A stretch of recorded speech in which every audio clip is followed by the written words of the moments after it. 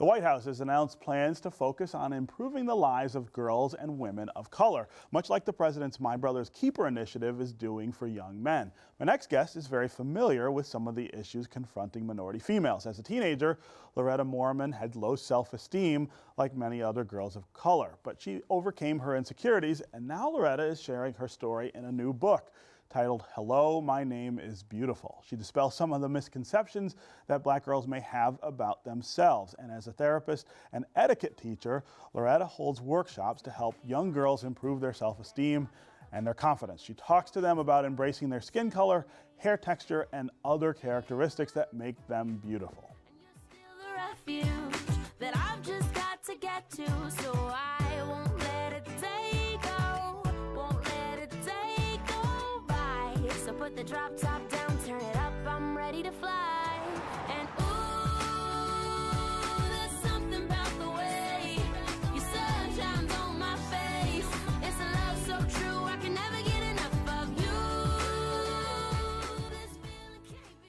Loretta Moorman is here today to talk about her mission to inspire young girls. Welcome to American Black Journal. Boy, it's something to watch that, just see the looks on those girls' faces in that video. I can imagine just talking to them about this and just saying, look, there's a different way to see yourself. There's a different way to see who you are. That's got to make a huge difference. Definitely. You know, I try to be as transparent as possible with the girls.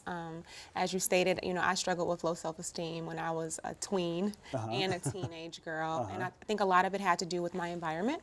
I grew up in predominantly white neighborhood. I went to predominantly white schools all my life, and I went to great schools. But there's a difference. There's a disconnect sometimes. Most definitely. Yeah. Most definitely. You know, I wouldn't see myself a lot of times, you know, when I would go to school. And I can recall different times when I was the outcast. I remember when I was like 8 years old, I didn't get invited to a party because of the color of my skin. Right. The girl told me, I'm not inviting you to your party, my party, because you're black. Right. You know, and so that created, you know, a disconnect for me, and I started to have identity issues. Yeah, yeah. And so how did that play out? Talk about what that meant when you were that age, and then how you got to a better space. Definitely. Well, I started having low self-esteem. I started to question, you know, okay, well, am I not beautiful because of the color of my skin? I mean, when I would look on TV, I mean, you know, even the media has a lot to do with it. You know, when I would look on TV, I would see Britney Spears and Christina Aguilera and all these beautiful white women who were promoted for their beauty, and they did not look like me. Right. And so when I went through high school, you know, and looked to these women as role models, it created insecurities within me because I didn't feel comfortable in my own skin. Right. And so, you know, what turned the corner? Yeah, definitely. I went to the University of Chicago. I was in grad school, and I was hanging out with a male friend of mine, and I was actually, you know, still struggling with some insecurities there, and I was venting to him about a mutual girlfriend of ours, and I was just, you know, so jealous of her because to me, she just seemed perfect. She had beautiful long hair, you know, she was like a model, so she was super small, just that image that you see on TV, you know, and he stopped me and he said, if you could meet yourself, if you knew who you were, you would never have to compare yourself. And so I had to really reflect on that and do like a self-assessment and see where the disconnect was. Yeah. And when I began to do that, I started to embrace myself and embrace the flaws that I had, because I had to realize everyone has flaws, right? I know Beyonce has a song now called Flawless, but even she has flaws, you know? The girls just don't see those flaws. And so I tried to be as transparent with these girls when I do these workshops as possible and let them know, hey, I'm not perfect. You know, I'm striving to get better and better myself every day, but I just had to embrace myself. Right, and that imperfection does not take away from beauty. Exactly. Yeah. Exactly. Yeah. And it seems like that's a role modeling dynamic that just is missing in a lot of girls' lives. Definitely. Yeah. Definitely. I see that a lot when I go into the schools. A lot of girls are insecure about themselves, and they compare themselves to their peers, and they compare themselves to those images that they see in the media. And so, yeah, I just try to be that role model for them. So tell me about your book. Yes. That really tells this story, right? Yes, sir. So my book is called, again, Hello, My Name is Beautiful. And in the book, I basically just encourage and inspire young girls of color to embrace themselves and to be their own kind of beautiful and not look to the media or society to define what beauty should look like for them. Right. And also to just be the best versions of themselves. I talk a lot about etiquette in the book. I am an advocate for etiquette. I think that it helps polish us off, and I definitely think that it helps equip us in the real world. Right. So I talk about those things, and again, just for them to embrace who they are. Yeah, yeah. I would also imagine that as they get to know you and see the experiences you had, I mean, University of Chicago education, now you've written a book and a therapist and an etiquette advocate, you become someone that they're saying, hey, well, I could maybe do that, or that's a role model for me that maybe I don't have somewhere else. That's definitely a goal of mine, is to just really be a role model for these girls. And I always let them know, always dream, always believe. Don't ever let anybody tell you you can't be something. Right. The only person that's going to stop you from reaching your potential and your goals is you. So yeah, I just try to encourage them. Yeah. Because a lot of them are lacking encouragement in their environment. Right.